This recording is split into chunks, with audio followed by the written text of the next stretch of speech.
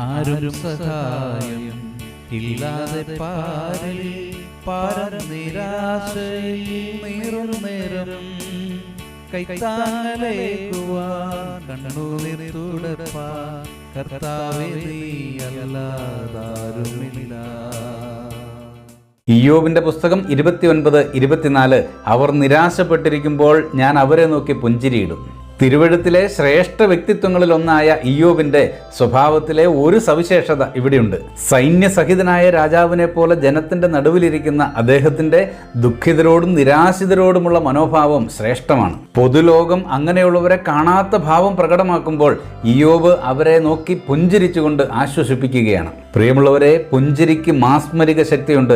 കടുത്ത മുഖഭാവവുമായി നിൽക്കുന്നവരോട് ഇടപെടാൻ മറ്റുള്ളവർ മടിക്കുമ്പോൾ ഹൃദ്യമായി പുഞ്ചിരിക്കുന്നവരുടെ സുഹൃദ് വലയം വലുതായി വരും. നിരാശിതരുടെ ഹൃദയങ്ങൾക്ക്, ദുഃഖിത മാനസങ്ങൾക്ക് ഒരു കുളിർത്തന്നലായി മാറട്ടെ നമ്മുടെ പുഞ്ചിരികൾ. പ്രാർത്ഥിക്കാം. സ്വർഗീയ പിതാവേ, ഇയ്യോബിന്റെ സ്വഭാവ ശ്രേഷ്ഠത ഞങ്ങൾ മനസ്സിലാക്കുന്നു. അതുപോലെ ദുഃഖിതരെയും നിരാശയുടെ നീർച്ചുഴിയിൽ വീണുപോയവരെയും പ്രത്യാശയുടെ പുതുതീരത്തേക്ക് അടുപ്പിക്കുവാൻ അടിയങ്ങളെ സഹായിക്കണമേ. ക്രിസ്തുയേശുവിൻ്റെ ധന്യനാമത്തിൽ തന്നെ. ആമേൻ.